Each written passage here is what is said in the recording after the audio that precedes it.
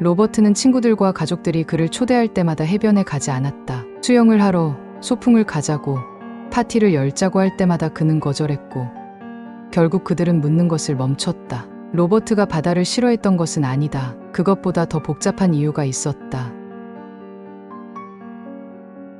그는 수영을 잘하지 못했고 익사에 대한 두려움도 컸다. 또한 바다에 사는 무수한 생물들도 무서웠다. 독성이 가득한 촉수를 가진 해파리라던가 살을 관통할 정도로 뾰족한 가시를 가진 성게라던가 톱니 같은 이빨로 가끔 살을 물어뜯는 물고기들을 두려워했다. 하지만 로버트가 바다를 생각할 때 가장 크게 느끼는 감정은 경외심이었다. 그의 내면 깊숙이에는 바다의 광활함, 그 시면을 상상하려 할 때 느껴지는 두려움과 매혹이 공존하는 자성이 있었다. 그래서 그는 해변을 자주 찾았다. 거의 매주 그는 주변에 작고 사람들이 잘 찾지 않는 해변을 선택했고 항상 사람들이 붐비지 않을 시간대를 골랐다. 그는 신발을 벗고 바위 틈을 헤치며 걸었고 날카로운 돌들이 그의 발바닥에 작은 상처를 내면 소금물이 스며들 때 오한처럼 전율하는 쾌감을 느꼈다.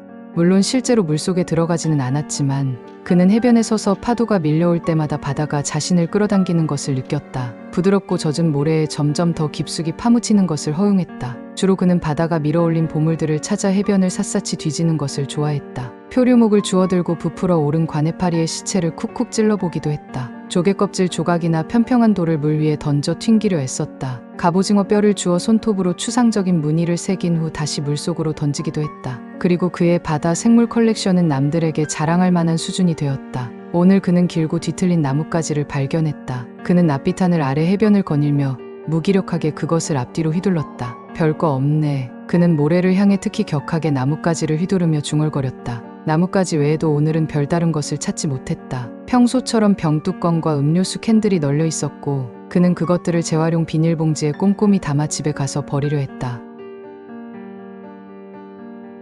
사실 그는 집으로 돌아가려던 참이었는데 모래 속에서 주황색 플라스틱 조각이 눈에 띄었다. 쓰레기가 참 많다 라고 생각하며 그는 나뭇가지로 그것을 쿡 찔러보았다. 하지만 물체는 꿈쩍도 하지 않았다. 로버트는 눈살을 찌푸린 후 무릎을 꿇고 플라스틱 주변의 모래를 파내기 시작했다. 처음에는 둥근 두 개의 돌출부와 구부러진 통 모양의 물체가 드러났고 마침내는 꽉 감긴 코일 형태의 코드가 나왔다. 로버트는 파낸 모래 구덩이에서 물체를 끌어내 바닥에 놓고 그 앞에서 익숙하지만 이상하게 어울리지 않는 형태를 눈을 가늘게 뜨고 바라보았다. 그것은 만화 캐릭터 가필드였다. 정확히 말하자면 가필드 모양의 빈티지 전화기였다. 고양이는 배를 깔고 누운 채 꼬리를 옆으로 말고 있었다. 전화기의 수화기는 고양이 등에 해당하는 부분으로 나선형 코드로 연결되어 있었다. 검은 줄무늬는 닳아 거의 사라져 있었지만 원래 어떤 형태였을지 추론할 수 있었다. 그의 시선을 사로잡은 것은 가필드의 눈이었다. 눈은 반쯤 감겨 있었지만 뜨여 있었고 동공의 검은색은 완전히 사라져 있었다. 그 자리에는 흰자위와 같은 색의 볼록한 원판만이 남아 있었다. 눈이 왜 이래? 로버트는 낄낄거리며 물었다. 가필드 전화기는 그저 미소만 지을 뿐이었다. 집에 돌아온 로버트는 전화기를 깨끗하게 닦았다. 싱크대에서 간단히 헹구고 비눗물로 문지른 후 다시 한번 헹구는 것만으로도 먼지와 모래, 소금기가 제거되었을 뿐 아니라 밝은 주황색 플라스틱의 광택이 돌아왔다. 로버트는 물체를 들어 살펴보았다. 그는 그것이 생각보다 양호한 상태라서 놀랐다. 그중 가장 신기한 점은 전화선과 잭이 여전히 남아있고 손상되지 않았다는 점이었다. 로버트는 도시에서 꽤 떨어진 곳에 살았기 때문에 가끔 휴대폰 신호가 불안정했고 따라서 아직도 집에서는 유선 전화를 사용하고 있었다. 그는 거실에 콘센트에 전화기를 연결하고 나중에 테스트해보기로 다짐했다. 가필드의 줄무늬와 눈은 다시 칠해야 했지만 그건 나중으로 미뤄두기로 했다. 어쨌든 시간이 늦었고 내일은 일정이 있었다. 로버트가 잠자리에 든 지 1시간도 채 되지 않아 그는 날카로운 비명소리에 깨어났다. 그는 벌떡 일어나며 주위를 두리번거렸다. 몇 초 후에야 정신이 들어 자신이 누구인지, 어디에 있는지, 그리고 옆의 시계를 보며 지금이 몇 시인지를 깨달았다. 규칙적인 간격으로 반복되는 그 비명 같은 소리는 전화 벨소리였다. 전화다. 로버트는 이불을 걷어차고 벌떡 일어나 문으로 향했다. 그 시간대에 전화가 온다는 건 좋은 소식이 아니며 그의 머릿속에서는 중요한 사람들의 목록이 스쳐 지나갔다. 부모님, 형제, 절친. 거실에 도착해 수화기를 잡았을 때는 이미 정신이 없는 상태였다. 여보세요? 긴 침묵이 흘렀고 로버트는 숨을 죽이고 기다렸다. 마침내 익숙하지 않은 목소리가 무덤덤하게 말했다. 존, 로버트는 떨리는 숨을 내쉬었다. 존에게 무슨 일이 생긴 걸까? 잘못 걸려온 전화인가? 무슨 말씀이신지? 존과 통화하고 싶습니다. 갑자기 친근하고 경쾌한 목소리가 들려왔다. 로버트는 안도의 한숨을 쉬며 죄송하지만 저는 로버트입니다. 잘못 걸으신 것 같. 존, 전화 너머의 목소리가 노래하듯 말했다. 로버트는 화가 나서 수화기를 내려놓았다. 그는 짜증이 났지만 어딘가 묘한 감동 아니면 향수를 느꼈다. 요즘 애들도 장난 전화를 거는구나. 어쨌든 전화기가 제대로 작동한다는 건 확인했다. 그렇게 일련의 사건이 일어나고 다시 잠들기 힘들 것 같았지만 최근 잠을 부족하게 잔 탓인지 바로 다시 잠에 들었다. 꿈속에서 바다는 끝없이 밀려들었다. 덤불과 열대우림을 삼켰고 마을 전체를 집어삼켰다. 여전히 바다는 밀려오고 있었다. 로버트는 문간에 서 있었고 소금물이 그의 맨발을 핥았다. 그는 이전보다 더 강력하게 느껴지는 바다의 인력을 느꼈다. 그것은 공허의 부름이었고 소멸되길 바라는 욕망이었다. 삼켜지고 싶은 충동. 존. 귓가에서 쉰 목소리가 속삭였다. 그 주는 다른 때와 다름없이 흘러갔다. 로버트의 일상은 집과 직장을 오가는 단조로움에 빠져 있었다. 점심시간에는 양고기, 샐러드, 치즈 소스를 듬뿍 넣은 화려한 샌드위치를 먹었다. 그 후 과일 2조각을 더 먹었다. 하루 종일 그는 달콤한 비스킷을 간식으로 먹었고 접시는 생략한 채 부스러기가 책상과 키보드 틈으로 떨어지는 것도 개의치 않았다. 저녁에는 2인분짜리 밀키트를 모두 헤쳐 먹었다. 어째서인지 그는 항상 배고팠다. 아마 그냥 지루해서일 것이다. 금요일, 그는 일찍 퇴근하고 오피스웍스에 들렀다. 검은색 페인트 마커와 계산대에 한 가지만 들고 가는 것을 꺼려서 비싼 감자칩 한 봉지를 샀다. 집에서 그는 감자칩을 씹으며 가필드 전화를 살펴보았다. 지난 주말 이후로 그는 전화를 걸거나 받은 적이 없었지만 그건 흔한 일이었다. 그의 가족은 대부분 이메일이나 가끔씩 올라오는 페이스북 소식으로 연락을 주고받았다. 전 여친에 관해서라면 그녀는 당분간 전화를 걸 일이 없을 것이다. 로버트는 검은 마커를 흔들었다. 페인트가 잘 흐르도록 스크랩 용지에 반복적으로 찍어내며 그는 휴대폰 화면을 들여다보았다. 가필드 만화를 검색해 고양이의 줄무늬를 참고했다. 그 만화에서 잠이 덜 깬 존은 이유 없이 눈이 뒤집힌 가필드에게 다시 잠자리에 들라고 조르고 있었다. 누군가가 온라인에 올린 이 만화 하단에는 가필드가 베개를 끌어안고 있는 클로즈업 사진이 첨부되어 있었는데 그의 줄무늬 등과 꼬리, 얼굴이 선명하게 보였다. 간단하겠지, 로버트는 생각하며 휴대폰을 옆에 놓고 한 손으로 가필드 전화기를 들어 올렸다. 이제 페인트가 마커 끝까지 흘러내렸다. 그는 꼬리부터 시작하기로 했다. 몇 개의 줄무늬만 그리면 된다. 쉽다 쉬워. 하지만 그 작업은 20분의 고군분투 끝에도 꼬리조차 다 그리지 못했다. 각 줄무늬는 단순한 선이 아니라 수많은 작은 수직획으로 이루어진 길쭉한 다이아몬드 형태였다. 이 작은 줄무늬 중 하나라도 완벽하지 않으면 전체가 삐뚤어 보였다. 로버트는 아세톤과 휴지를 가져와 마커를 지워냈다. 두 번째 시도는 괜찮았지만 속도는 느렸다. 그는 가필드의 꼬리 전체를 완성했고 티 끝부분이 어린 시절 사랑했던 만화의 굵은 선을 잘 재현했다고 생각해 흡족해했다. 그는 여기서 그만두기로 했다. 작업을 천천히 진행해야 실수를 하지 않을 것 같았다. 시간을 확인했다. 오후 2시. 원한다면 해변에 갈 시간이 남아 있었지만 토요일 오후는 사람들이 붐빌 수 있다. 내일 아침 일찍 가는 게 낫겠다. 해가 바다 위로 떠오를 때 하늘은 잠시 동안 평소의 칙칙한 회색이 아닌 창백한 파란색과 산호빛이 섞인 핑크색 줄무늬로 물들었다. 그 줄무늬들은 강렬한 주황색 태양으로부터 뻗어나왔다. 로버트는 해변을 따라 변화하는 조류의 흔적도 알아차렸다. 그는 자기 자신을 내려다보며 자신의 셔츠마저 줄무늬가 있는 것을 발견했다. 온 세상이 줄무늬로 둘러싸여 있구나 라고 생각했다. 그렇게 화려한 색채가 펼쳐졌음에도 그는 무감각했다. 평소의 경외감은 무뎌져 있었다. 거의 마비된 듯한 상태. 그는 바다를 바라보며 돌처럼 그 표면 아래로 가라앉는 상상을 했다. 따분했다. 일주일치 밀키트를 다 먹어치우고 다시 찾아온 공허한 배고픔을 느끼며 로버트는 찬장을 뒤져 뭔가를 만들어 먹기로 했다. 그는 대접에 밀가루를 붓고 가운데에 우묵한 공간을 만들어 계란, 올리브 오일, 소금을 넣었다. 해변에서 돌아온 후로는 아무것도 할 마음이 들지 않았고 심지어 샤워할 의욕도 없었지만 이 하나의 목적에는 집중하게 되었다. 계란을 풀고 밀가루를 안으로 접어넣으며 그는 차분해지기 시작했다. 반죽을 치대는 것은 거의 명상과도 같았고 매끄럽고 단단한 공 모양이 만들어지는 것을 보는 것에서 만족감을 느꼈다. 그는 사랑스럽게 거의 보호하듯 두 손으로 감싼 후 랩으로 싸서 쉬게 두었다. 며칠치 접시가 주변에 쌓여 있었다. 그는 그것들을 집중해서 바라보았는데 마치 충분히 집중하기만 하면 저절로 깨끗해지거나 증발해 없어질 것만 같았다. 30분이 지났지만 그는 눈을 깜빡이는 것 외에는 거의 움직이지 않았다. 반죽으로 돌아가 한 손으로 랩을 벗기고 다른 손으로 서랍에서 밀대를 꺼냈다. 그는 넓고 평평한 파스타 시트를 여러 개 만들기 시작했다. 전화 소리에 로버트가 잠에서 깬 것은 아니었다. 그는 이미 깨어 있었다. 월요일 새벽 2시쯤 그는 열려있는 냉장고의 빛 아래 서서 안의 내용물을 바라보고 있었다. 그때 전화가 울렸다. 그의 심장이 철렁했지만 이번에는 뛰지 않았다. 그는 냉장고 문을 조심히 닫고 거실로 발걸음을 옮겼다. 여보세요? 안녕 아들 엄마야. 근데 왜 이 시간에 깨어있니? 로버트는 어머니의 목소리를 알아들었다. 네. 그냥 배가 고파서. 왜 이 시간에 전화하세요? 아빠는 괜찮아요. 어머니는 웃었다. 아, 내 아버지는 괜찮아. 지금 자고 있어. 근데 너는 어때? 너무 피곤해 보인다. 로버트는 자유로운 손으로 얼굴을 비볐다. 네, 피곤해요. 그는 한숨을 쉬고 물었다. 엄마는 왜 안 주무세요? 어머니는 다시 웃었다. 라디오 소음 같은 웃음소리. 아이고, 난 안 자. 난 절대 자지 않아. 로버트가 침묵하자 그것은 계속 말을 이어나갔다. 자러 가렴. 아침이 되면 모든 게 나아질 거야. 이번에는 로버트가 하품을 했다. 네, 맞아요. 잘 자요.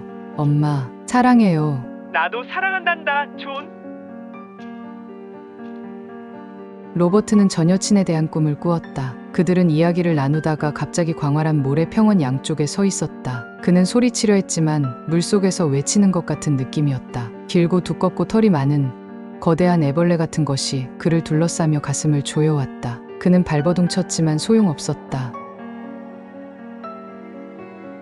이미 늦었어, 존. 거대한 공허 속에서 어딘가로부터 목소리가 들려왔다. 이제 쉬어, 존. 그것이 속삭였고 로버트는 간신히 흐느낌을 내며 무릎을 꿇었다. 털복숭이 형체는 그를 단단히 조이며 안겨주었다. 체념한 그는 그 안에 안기었다. 마치 포옹 같았다. 아침이 밝아오자 로버트는 회사의 병과 연락을 하고 침대에서 몇 시간을 보냈다. 잠의 가장자리를 맴돌았지만 결코 완전히 잠들지는 못했다. 결국 위에서 울리는 소리가 너무 거슬려 그는 침대에서 기어나왔다. 로버트는 시리얼 한 숟가락을 가득 떠서 먹고 집에 남은 참치 통조림을 모두 비웠다. 그는 샤워를 했고 그 후로는 훨씬 인간다워진 기분이 들었다. 가벼운 발걸음으로 주방으로 돌아가 흩어져 있는 접시들을 모아 정리하기 시작했다. 물을 틀어놓은 바로 그때 전화가 울렸다. 안녕하세요. 집주인인가요? 네? 로버트는 경계하며 대답했다. 제 이름은 올리이고 열에너지 솔루션에서 근무 중입니다. 이번에 연락을 드린 이유는 귀하께서 저희 웹사이트를 방문하시고 태양광 패널 설치에 관심을 표하셨기 때문입니다. 로버트는 긴장을 풀었다. 아, 네, 그랬죠. 좋습니다. 다음 주 월요일에 기술자가 방문해 견적을 내드릴 수 있을까요? 잘 모르겠는데요. 월요일 한 번 정도는 시간 내실 수 있겠죠? 재생 에너지는 빨리 쓸수록 좋아요. 전기 요금을 절약할 뿐만 아니라 집값도 올라간답니다. 로버트는 무의미한 소리를 내며 전화선을 만지작거렸다. 그리고 여름뿐만 아니라 날씨가 추워져도 효과가 있습니다. 곧 추워질 거예요. 존 훨씬 더 여기엔 공허함이 있어요. 존 우리가 채워야 합니다. 나는 당신을 볼 수 있어요. 존 메아리 치는 공허 너머로 나는 더 이상 눈이 필요 없어요. 존 나는 모든 것을 봅니다. 여긴 너무 추워? 로버트는 전화를 끊었다. 그는 몇 초 동안 서서 다음에 무엇을 해야 할지 고민했다. 내일은 출근해야 한다는 건 알지만 지금 당장은 시간을 확인했다. 오후 7시 30분. 가득 찬 싱크대를 바라보았다. 그는 침대로 향했다. 출근과 집, 출근과 집. 먹기, 먹기, 먹기. 로버트의 동료들이 그에게서 달라진 점을 눈치챘지만 아무 말도 하지 않았다. 드물게 그들의 시선을 마주칠 때면 로버트의 눈에는 애원이 가득했다. 도와줘. 그의 눈빛이 말했다. 모든 것이 무너지고 있어. 직장 동료들은 무표정하게 미소만 지을 뿐이었다. 친구와 가족은 더 예리했다. 그들은 로버트를 각종 약속에 불러내기 위해 노력했다. 그리고 아버지는 종종 농담을 던졌다. 헤어지면 보통 살이 빠지는 거 아니었나? 적어도 가필드 전화는 진전이 있었다. 퇴근 후 로버트는 거실에 앉아 고양이의 줄무늬를 칠했다. 1시간 정도면 멍해지곤 했다. 다양성을 위해 그는 다른 만화 스트립을 참고하기도 했다. 오늘 본 만화에서 가필드는 존과 오디의 흔적도 없이 버려진 집을 발견했다. 로버트는 고양이 얼굴을 칠하며 입술을 깨물었다. 주말이 되자 전화기는 거의 완성되었다. 눈만 남았다. 그는 가필드를 들어 올려 이리저리 돌려보며 자신의 솜씨를 감상했다. 그는 잠시 이 전화기가 얼마나 가치가 있을지 궁금해했지만 절대 팔지 않을 거라는 걸 알고 있었다. 이건 바다가 준 선물이었고 당연히 돈 때문에 팔 수 있는 물건이 아니었다. 그는 페인트 마커를 향해 손을 뻗었지만 멈췄다. 나는 더 이상 눈이 필요 없어요, 존.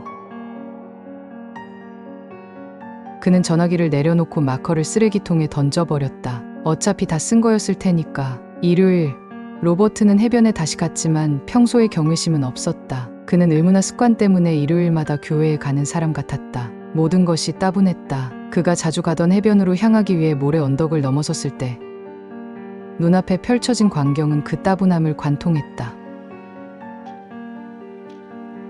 해변에는 수백 개의 주황색 플라스틱 조각들이 널려 있었다. 그는 그것들이 무엇인지 알았지만 그래도 가까이 가서 자세히 보았다. 알고 있었지만 그래도 가필드 전화기들이 해변 전체에 흩어져 있었다. 왼쪽의 바위 웅덩이부터 오른쪽의 모래 언덕까지. 그는 잔해 사이를 헤치며 여기저기 전화기를 쿡쿡 찔러보았다. 각각 다른 상태의 손상과 부패를 겪고 있음을 알 수 있었다. 이건 귀가 없고 저건 얼굴 반쪽이 썩어 없어졌다. 어떤 것들은 플라스틱 측면에 작은 연체동물이 붙어 있기도 했다. 로버트는 무엇을 생각해야 할지, 무엇을 해야 할지 몰랐다. 그때 전화들이 울리기 시작했다. 모든 전화기가 간격을 두고 울리며 날카롭고 불협화음의 소음으로 커져갔다. 로버트는 해변을 둘러보았다. 대부분의 전화기는 수화기가 본체에서 떨어져 있었고 어떤 것은 아예 수화기가 없었다. 그런데도 전화는 울렸다. 전화 소리는 점점 더 절박해졌다. 그것은 시한폭탄 같았다. 무수한 가필드들이 한 목소리로 요구했다. 내게 대답해줘. 수많은 플라스틱 눈들이 로버트의 영혼을 꿰뚫어 보았다. 로버트는 몸을 굽혀 한 전화기를 집어들려다가 망설였고 결국 차를 향해 달려갔다.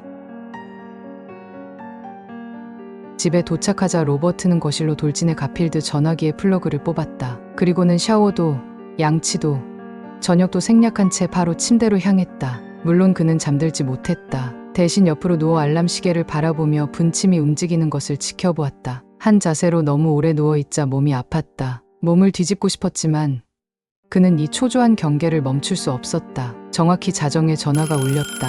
로버트는 파자마와 슬리퍼를 신고 거실로 걸어갔다. 망설이지 않고 수화기를 들었다. 월요일이네. 로버트는 담담하게 말했다. 그래, 존. 멀고 허스키한 목소리가 대답했다. 하지만 월요일이 뭐지? 그건 로버트는 망설였다. 모르겠어. 아무것도 아니야, 존. 목소리가 쉬어 있었다. 인간들은 그것은 평범함의 상징이야, 존. 그리고 그것이 우리가 남길 전부야. 내 이름은 로. 그는 힘없이 시작했지만 로버트는 잠들었다. 로버트는 꿈을 꾸었다. 그는 한밤중에 해변을 꿈꿨다. 바다는 침으로 가득한 혀처럼 출렁였고 다른 거대하고 동공 없는 눈 같았다. 거대한 혀는 해변을 핥으며 모래에 점점 깊어지는 골을 남겼다. 골의 내부는 유리처럼 매끄러웠다. 얼마나 깨끗해 보이는지 로버트는 경이로움에 사로잡혀 생각했다. 비가 내리기 시작했다. 온갖 물건들이 쏟아졌다. 의자와 커피잔, 서류철과 복사기, 결혼 반지와 사진 액자. 로버트는 그것들이 골짜기로 굴러 들어가는 것을 지켜보았다. 오랜만에 그는 배고픔을 느끼지 않았다. 그는 만족스러웠다. 깨어났을 때 그는 여전히 어둠 속에 있었다. 알람 시계의 빛이 보이지 않았다. 침대에서 다리를 내려 바닥을 짚었지만 평소의 마루가 아닌 부드럽고 따뜻하며 약간 탄력 있는 무엇인가가 느껴졌다. 언제 카펫을 깔았지? 그는 멍하니 생각했다. 그는 벽에 손을 대어 균형을 잡으려 했고 같은 고급스러운 털 감촉이 느껴졌다. 그는 눈을 비볐고 이제 어둠 속에서도 적응되기 시작했다. 아직도 꿈을 꾸고 있나 봐라고 생각했다. 벽, 바닥, 심지어 천장까지. 그 모든 것이 두꺼운 주황색 털로 덮여 있었다. 로버트는 양손으로 벽을 짚고 문지르기 시작했다. 그 아래에서 무언가가 떨리거나 으르렁거리는 느낌이 들었다. 벽에 양손을 대고 복도로 나가 거실을 향해 전진했다. 거실에 가야 해. 복도 전체가 같은 주황색 털로 덮여 있었다. 로버트는 어둠 속에서 명확히 볼 수 없었지만 이 거대한 주황색 공간이 곳곳에 검은 줄무늬로 끊어져 있다는 걸 알기 위해 보지 않아도 되었다. 그는 깊게 숨을 들이마시고 거실 모퉁이를 내다보았다. 그는 얼어붙었다. 한때 가필드 전화기가 있던 자리에는 이제 엄청난 크기의 혹처럼 보이는 덩어리가 자리 잡고 있었고 그로부터 털로 된 점액질의 무언가가 사방으로 뻗어나와 있었다. 그것은 얼굴의 형태를 띠고 있었다. 두 개의 거대하고 둥근 눈이 불룩 튀어나와 있었고 그 표면은 희멀건한 궤양이 생긴 듯했으며 홍채나 동공의 흔적도 없었다. 그 바로 아래에는 작고 살점이 많은 코가 움푹 꺼져 있었고 그 아래로는 얼굴의 입술과 턱살이 축 늘어져 있었다. 그 느슨한 주름 속에서 누군가의 목소리가 떨리며 말했다. 나는 아직도 너무 배고파. 로버트는 무릎을 꿇었다. 그는 울고 있다는 것을 깨달았다. 그는 오래전 느꼈던 그 경외와 두려움의 인력을 다시 느꼈다. 그는 기어 나아갔다. 얼굴에는 눈물과 콧물이 흘러내렸다. 그는 입술을 향해 다가가 한쪽을 들어 올렸다. 그를 반기며 밀려나온 숨은 바다처럼 차갑고 짜았으며 그는 어딘가 먼 해변에서 파도가 부딪히는 소리를 들은 듯했다. 사랑해, 존. 부드러운 목소리였다. 존이에요. 그는 떨며 말했다. 깊고 흔들리는 숨을 내쉬며 그냥 존이라고요. 그는 벌어진 턱 안으로 기어올랐다. 그리 멀지 않은 어딘가에서 주황색 해가 잔잔한 바다 위로 떠올랐다. 해변가에는 상체와 하체가 분리된 어떤 이의 몸뚱아리가 흩어져 있었다. 아름다운 월요일 아침이었다.